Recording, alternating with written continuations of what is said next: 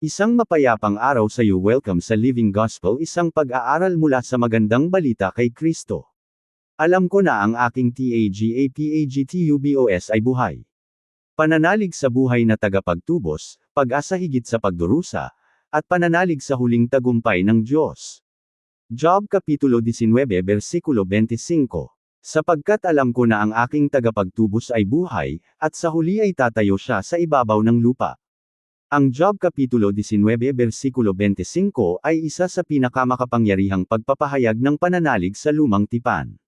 Nagmula ito sa isang taong nakaranas ng matinding pagdurusa, pagkawala, hindi pagkakaintindi, at pag-iisa. Ngunit sa gitna ng kanyang paghihirap, gumawa si Job ng kahangahangang pag-amin. Alam ko, ang kanyang kalagayan ay hindi tiyak, ngunit ang kanyang pananalig ay nakatagpo ng katiyakan sa Diyos. Hindi sinabi ni Job, sa palagay ko. Hindi rin sinabi, umaasa ako na marahil. Sa halip ay ipinahayag niya. Alam ko na ang aking tagapagtubos ay buhay. Itinuturo ng talatang ito na ang tunay na pananalig ay hindi itinatanggi ang pagdurusa. Sa halip, tumitingin ito ng higit pa sa pagdurusa patungo sa buhay na Diyos na sa huli ay nagtutubos. Tatlong pangunahing punto. Pananalig na nananatili sa Diyos sa gitna ng pagdurusa. Sapagkat alam ko. 2. Ang buhay na TAGAPAGTUBOS na nagtatanggol at NAGPAPANUMBALIK sa kanyang bayan. Na ang aking tagapagtubos ay buhay. 3. Ang pag-asa sa huling tagumpay at muling pagkabuhay. At sa huli ay tatayo siya sa ibabaw ng lupa. Pananalig kapag ang buhay ay hindi maintindihan. Kilala natin ang kwento ni Job. Siya ay matuwid na tao na may takot sa Diyos. Ngunit biglang gumuho ang kanyang buhay. Nawala ang kanyang kayamanan, mga anak, kalusugan, katayuan sa lipunan, kapayapaan, pagkakaintindi ng kanyang mga kaibigan. Sinubukan ng mga kaibigan ni Job na ipaliwanag ang kanyang pagdurusa. Inakala nila na ang pagdurusa ay palaging tanda ng personal na kasalanan. Ngunit alam ni Job na hindi iyon ang tamang paliwanag.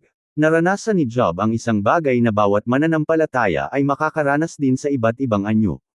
Paano magpatuloy sa pagtitiwala sa Diyos kapag hindi natin maintindihan ang kanyang ginagawa?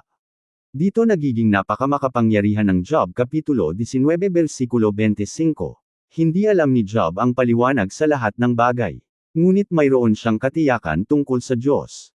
Alam ko na ang aking tagapagtubos ay buhay. Ang kanyang pananalig ay hindi nakasalalay sa kanyang kalagayan. Ang kanyang pananalig ay nakasalalay sa kanyang tagapagtubos.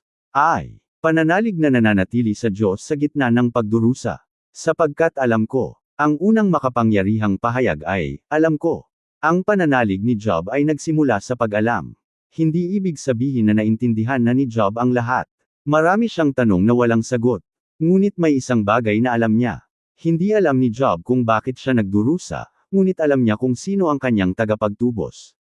Napakahalaga ng pagkakaibang iyon. Minsan ay hindi agad nagbibigay ang Diyos ng paliwanag. Ngunit ibinibigay niya ang kanyang sarili. Ang pagkakaiba ng paliwanag at pananalig. Madalas ay naghahanap tayo ng sagot.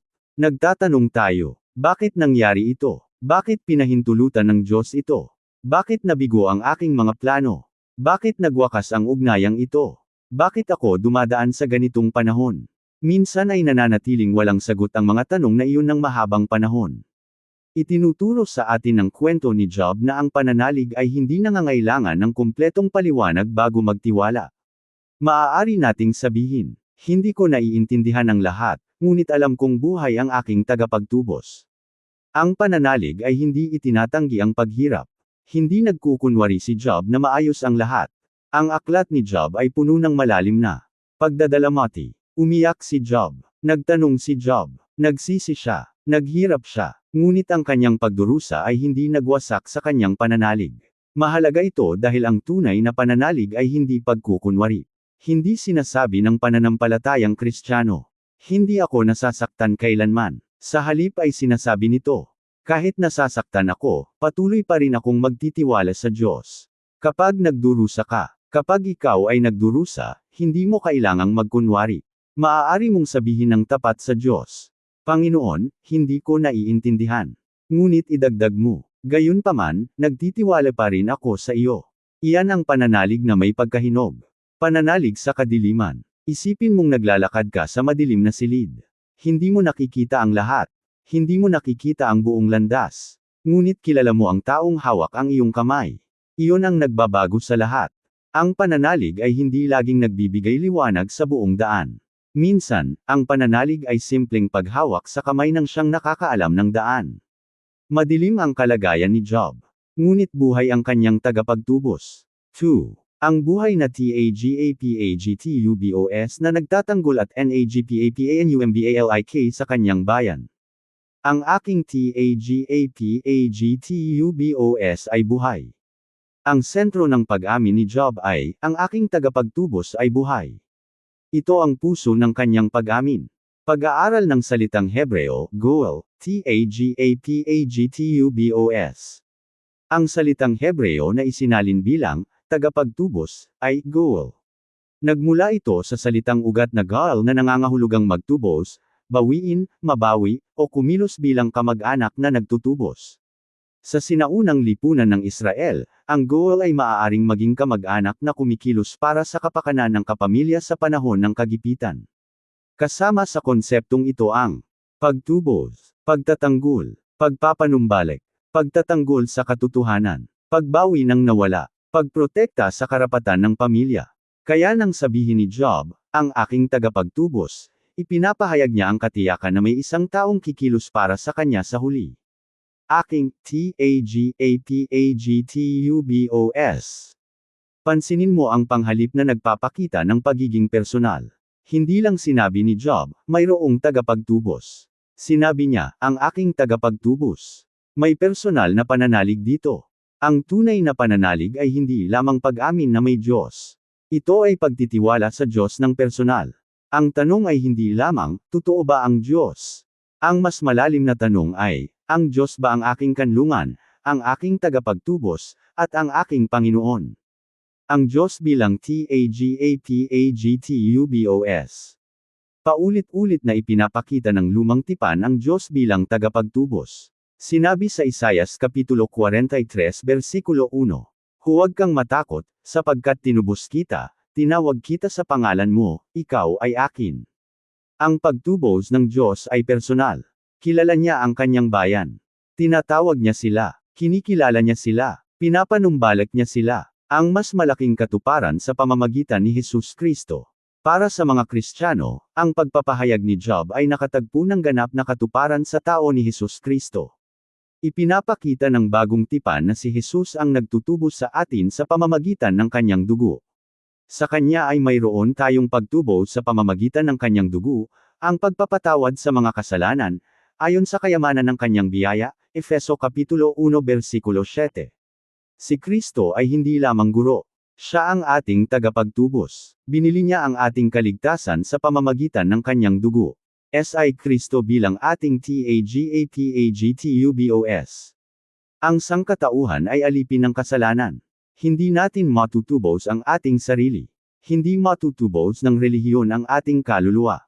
Hindi mabubura ng mabubuting gawa ang ating pagkakasala.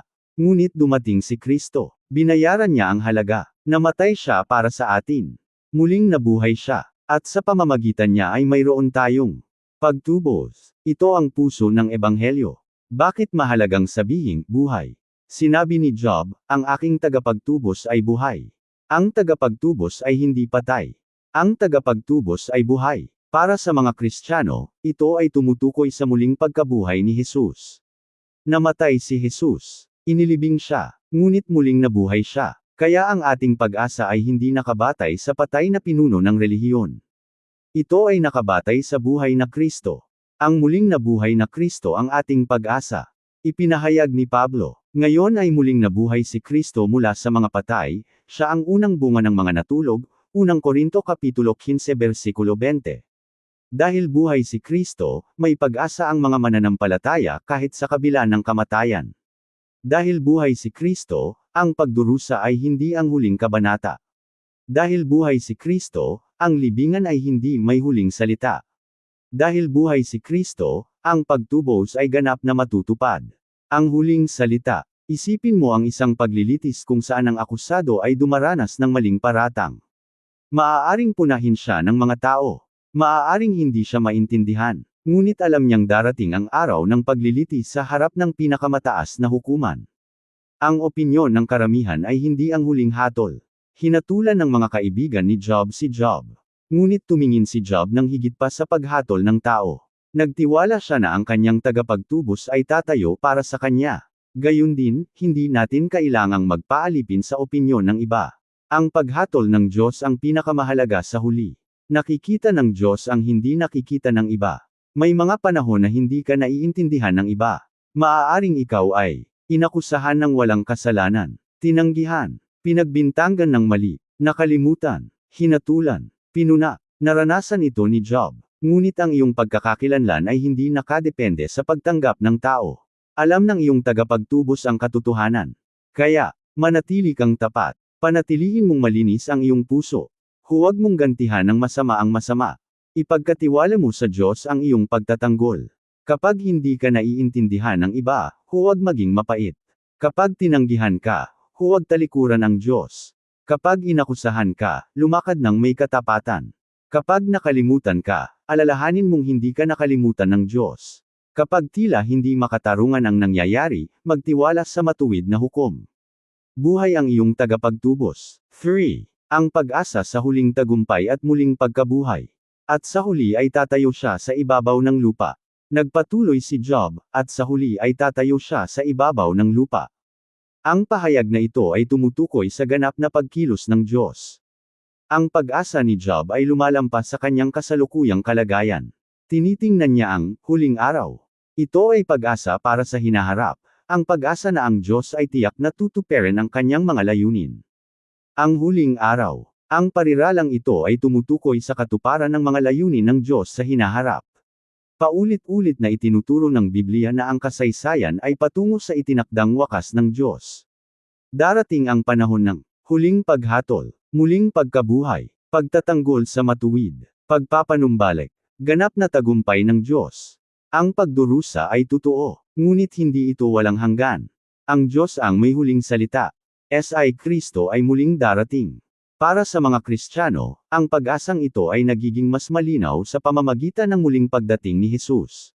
Nangako si Jesus, babalik ako at tatanggapin ko kayo sa aking sarili, Juan Kapitulo 14 versikulo 3. Babalik si Kristo. Ang parehong Kristo na dumating sa pagpapakumbaba ay babalik sa kapangyarihan. Ang parehong Kristo na tinanggihan ay mahahayag sa kadakilaan. Ang parehong Kristo na namatay ay maghahari. Pag-asa sa muling pagkabuhay. Ang pagpapahayag ni Job ay umaayon din sa turo ng Biblia tungkol sa muling pagkabuhay. Sinabi pa ni Job, kahit nawasaki ng mga uod ang aking katawan, gayunpaman ay makikita ko ang Diyos sa aking laman, Job Kapitulo 19 versikulo 26. Anuman ang pagiging malalim ng kahulugan ng orihinal na teksto, malinaw na ipinapahayag ng bahaging ito ang pag-asa ni Job na ang kanyang ugnayan sa Diyos ay lumalampas sa pagdurusa at maging sa kamatayan. Ito ang dahilan kung bakit ang Job 19 na ay minamahal ng maraming henerasyon ng mga mananampalataya bilang patuto ng pag-asa sa muling pagkabuhay. Ang muling pagkabuhay ni Kristo ang garantiya ng ating pag-asa. Sinabi ni Jesus, "Ako ang muling pagkabuhay at ang buhay," Juan Kapitulo 11 versikulo 25. Pansinin mo, hindi lang niya sinabi, itinuturo ko ang muling pagkabuhay. Sinabi niya, ako ang muling pagkabuhay. Ang pag-asa ay nakasentro sa isang tao, kay Jesus Kristo. Ang pagdurusa ay hindi ang huling salita. Ito ang isa sa pinakamalalim na aral mula kay Job. Ang pagdurusa ni Job ay hindi ang wakas ng kanyang kwento. Gayun din, ang kasalukuyang paghihirap ng mananampalataya ay hindi ang huling kabanata. Isinulat ni Pablo, ang ating panandaliang paghihirap ay nagbubunga ng higit na dakila at walang hanggang kaluwalhatian, 2 Korinto Kapitulo 4 versikulo 17. Hindi sinabi ni Pablo na hindi totoo ang pagdurusa. Sinabi nito na ito ay pansamantala lamang kumpara sa walang hanggang kaluwalhatian. Mamuhay na may pananaw na walang hanggan. Kapag nagiging mahirap ang buhay, alalahanin mo, hindi pa tapos ang kwento. Ang iyong kalagayan ay hindi nagtatakda ng iyong kinabukasang walang hanggan. Ang pagdurusa ay hindi may huling salita. Ang kabiguan ay hindi may huling salita. Ang pagtanggi ay hindi may huling salita. Ang sakit ay hindi may huling salita. Ang pagdadalamati ay hindi may huling salita. Para sa mananampalataya, si Kristo ang may huling salita. Pananalig na tumitingin higit pa sa libingan. Hinahamon tayo ng pananalig ni Job na magkaroon ng pananaw na walang hanggan. Natural na nakatuon tayo sa mga problema ngayon, mga gastusin ngayon, mga kabiguan ngayon, mga punas ngayon, mga sakit ngayon. Ngunit sinasabi sa atin ng kasulatan na tumingin tayo ng higit pa sa ngayon. Ituon ninyo ang inyong isipan sa mga bagay na nasa itaas, hindi sa mga bagay na nasa lupa. Kolosas Kapitulo 3 Versikulo 2. Ang pag-asang walang hanggan ay nagbabago sa paraan ng ating pamumuhay ngayon.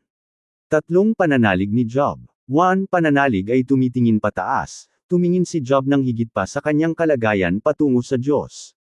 2. Pananalig ay tumitingin pasulong. Inaasahan ni Job ang ganap na pagkilos ng Diyos. 3. Pananalig ay nananatili, nagpatuloy siyang naniwala sa kabila ng pagdurusa. Ito ang pagtitiyaga. Ano ang itinuro ng Job Kapitulo 19 Versikulo 25 tungkol sa panalangin? Kapag nananalangin tayo sa gitna ng pagdurusa, hindi lang dapat nating hilingin, Panginoon, baguhin mo ang aking kalagayan. Maaari rin nating ipanalangin, Panginoon, palakasin mo ang aking pagtitiwala sa iyo habang ako ay naghihintay. Minsan ay binabago ng Diyos ang sitwasyon. Minsan ay binabago niya tayo sa loob ng sitwasyon. Minsan ay mabilis ang paglaya. Minsan ay naghihintay tayo. Ngunit ang katapatan ng Diyos ay nananatili. Ano ang itinuro ng Job Kapitulo 19 Versikulo 25 tungkol sa pagsamba? Ang tunay na pagsamba ay hindi nakadepende sa magandang kalagayan. Kahit sino ay maaaring sumamba kapag maayos ang lahat. Ngunit may lalim na pagsamba kapag nasasabi ng isang tao, kahit dito, karapat-dapat pa rin ang Diyos. Maraming nawala kay Job, ngunit patuloy siyang nakipaglaban sa Diyos sa halip na talikuran siya. Iyan ang mahalaga. Ang pananalig minsan ay parang paghawak ng mahigpit habang umiiyak.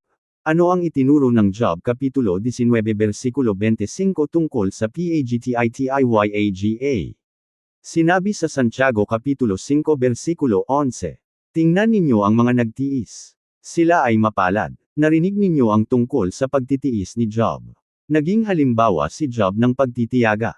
Ang pagtitiyaga ay hindi nangangahulugang hindi ka napapagod. Ibig sabihin nito ay patuloy kang nagtitiwala sa Diyos kahit pagod ka na. Ang Ankora. Ang barko ay nakakalusot sa bagyo dahil ang angkora ay nakahawak sa ilalim ng tubig. Ang mga pasahero ay maaaring makakita lamang ng malalaking alon. Malakas ang hangin. Maaaring umugoy ang barko, ngunit sa ilalim, ang angkora ay nakahawak. Ganoon din ang pananalig. Maaaring yugyugan tayo ng mga pangyayari.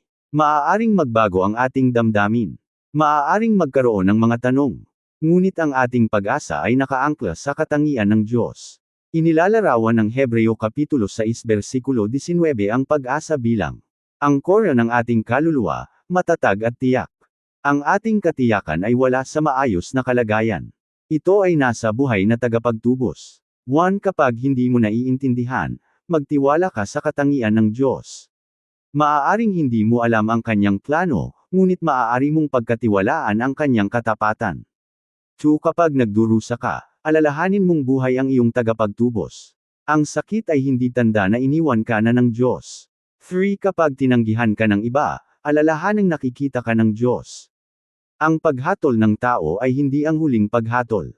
4. Kapag natatakot ka sa kamatayan, alalahanin ang muling pagkabuhay ni Kristo. Ang pag-asa ng mananampalataya ay lumalampas sa libingan. 5. Kapag nawalan ka ng pag-asa, tumingin ka sa hinaharap. Hindi pa tapos ang Diyos. 6. Kapag naghihintay ka, manatili kang tapat. Ang paghihintay ay hindi pag-aaksaya ng panahon kung ang Diyos ay humuhubog ng pagtitiyaga sa iyo. Tatlong pangunahing aral. Aral 1, ang Diyos ang ating tagapagtubos. Ang ating pag-asa ay wala sa ating sarili. Ang Diyos ang nagtutubos. Aral 2, si Kristo ang buhay na tagapagtubos. Namatay si Jesus ngunit muling nabuhay. Ang ating kaligtasan ay nakasalalay sa buhay na Kristo. Aral 3, ang kinabukasan ay para sa Diyos. Ang tagapagtubos ay tiyak na tatayo. Babalik si Kristo. Bubuhayin ang mga patay. Maghahatol ang Diyos ng may katarungan. At ang kanyang layunin ng pagtubos ay ganap na matutupad. Itanong mo sa iyong sarili. Nagtitiwala pa ba ako sa Diyos kahit hindi ko siya naiintindihan? Ang aking pananalig ba ay nakabatay sa kalagayan o sa katangian ng Diyos? Kilala ko ba si Kristo bilang aking personal na tagapagtubos? Hinahayaan ko bang sirain ng pansamantalang pagdurusa ang aking pananaw na walang hanggan? Namumuhay ba ako na may pag-asa sa pagbabalik ni Kristo at sa muling pagkabuhay? Nanatili ba akong tapat habang naghihintay na matupad ang layunin ng Diyos? Ang pinakaganap na katuparan ng pag-asang ipinahayag ni Job ay matatagpuan kay Hesus Kristo. Ang pinakamalaking problema ng sangkatauhan ay hindi lamang kahirapan, sakit, o pagtanggi, kundi ang kasalanan. Ang kasalanan ay naghihiwalay sa atin sa Diyos. Hindi natin matutubos ang ating sarili. Kailangan natin ng tagapagtubos. At ibinigay ng Diyos ang tagapagtubos. Dumating si Hesus Kristo sa mundo. Namuhay siya ng walang kasalanan. Pumunta siya sa krus ng kusa. Tiniis niya ang ating parusa. Ibuhos niya ang kanyang dugo. Namatay siya. Inilibing siya. At sa ikatlong araw, muling nabuhay siya. Kaya ang pag-amin ng Kristiyano ay hindi lamang mayroong tagapagtubos noon, kundi ang aking tagapagtubos ay buhay. Buhay si Hesus Kristo. Siya ang tagapagligtas. Siya ang Panginoon. Siya ang tagapagtubos. Babalik siya. At ang sinumang nagtitiwala sa kanya ay may pag-asa ng buhay na walang hanggan. Marahil ay naghahanap ka ng pag-asa sa iba't ibang bagay maliban kay Kristo. Nagtiwala ka sa pera, ugnayan, relihiyon, edukasyon, tagumpay, gitling, sariling lakas. Ngunit wala sa mga ito ang makapagtatubos ng iyong kaluluwa. Tanging si Hesus lamang. Ngayon, lumapit ka kay Kristo. Magsisi ka sa iyong mga kasalanan. Maniwala ka sa Ebanghelyo. Magtiwala ka kay Hesus Kristo bilang iyong Panginoon at tagapagligtas. Sapat ang kanyang kamatayan. Tagumpay ang kanyang muling pagkabuhay. Magagamit mo ang kanyang biyaya. Walang hanggan ang kanyang kaligtasan. At para sa mananampalatayang nagdurusa, huwag kang sumuko. Buhay ang iyong tagapagtubos. Hindi pa tapos ang iyong kwento. Hindi walang hanggan ang iyong pagdurusa. Babalik si Kristo. Darating ang muling pagkabuhay. Darating ang kaluwalhatian. Kaya hawakan mo ng mahigpit ang iyong pananalig. Panalangin. Ama sa langit, pinasasalamatan ka namin sa makapangyarihang pag-amin ni Job, alam ko na ang aking tagapagtubos ay buhay. Panginoon, may mga panahon na hindi namin naiintindihan ang iyong ginagawa. May mga sandaling wasak ang aming puso, mahina ang aming lakas, at marami ang aming mga tanong. Ngunit turuan mo kaming sabihin kasama ni Job, alam ko. Maaaring hindi namin alam ang dahilan ng bawat pagsubok, ngunit alam naming tapat ka. Maaaring hindi namin naiintindihan ang bawat pangyayari, ngunit alam naming buhay ang aming tagapagtubos. Salamat kay Hesus Kristo, ang aming perpektong tagapagtubos. Salamat na dumating ka upang iligtas ang mga makasalanan, namatay ka para sa aming mga kasalanan, muling nabuhay ka ng tagumpay, at babalik ka sa kaluwalhatian. Palakasin mo ang bawat isa na naglalakad sa pagdurusa ngayon. Aliwin mo ang mga nagdadalamati. Palakasin mo ang mga nanghihina. Ibalik mo ang pag-asa sa mga pakiramdam ay nakalimutan. Bigyan mo ng katapangan ang mga nahaharap sa kawalan ng katiyakan. Turuan mo kaming huwag ilagay ang aming pagtitiwala sa kalagayan, kundi sa iyong hindi nagbabagong katangian. Tulungan mo kaming manatiling tapat kapag naantala ang sagot. Tulungan mo kaming sumamba kapag hindi namin naiintindihan. Tulungan mo kaming magtiis kapag nagiging mahirap ang daan. Panginoong Hesus, ipaalala mo sa amin na ikaw ay buhay. Ikaw ang aming tagapagtubos, tagapagligtas, tagapagtanggol, at walang hanggang pag-asa. Tulungan mo kaming mamuhay araw-araw na may pag-asa sa muling pagkabuhay at pag-asa sa iyong pagbabalik. At kapag tapos na ang aming paglalakbay dito sa lupa, nawa ay makita ka namin ng mukha sa mukha at magalak sa pagtubos na iyong inihanda para sa amin. Ipinapahayag namin ng may katiyakan. Alam ko na ang aking tagapagtubos ay buhay. Sa makapangyarihan at mahalagang pangalan ni Hesus Kristo, Amen. Alam ko na ang aking tagapagtubos ay buhay. Hindi sinabi ni Job, naiintindihan ko ang lahat. Sinabi niya, alam ko na ang aking tagapagtubos ay buhay.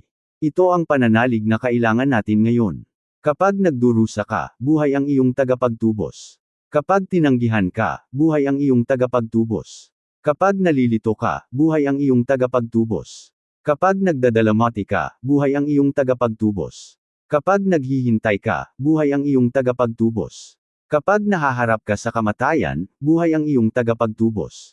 Kapag tila walang katiyakan ang mundo, buhay ang iyong tagapagtubos. Dahil siya ay buhay, may pag-asa tayo. Dahil siya ay buhay, tiyak ang ating kaligtasan. Dahil siya ay buhay, pansamantala lamang ang pagdurusa. Dahil siya ay buhay, tiyak ang muling pagkabuhay. Dahil siya ay buhay, naghihintay ang walang hanggang kaluwalhatian. Amen. Maraming salamat sa pakikinig. Ako si Pastor Jeff Flores, nagsasabing sa Diyos ang lahat ng papuri.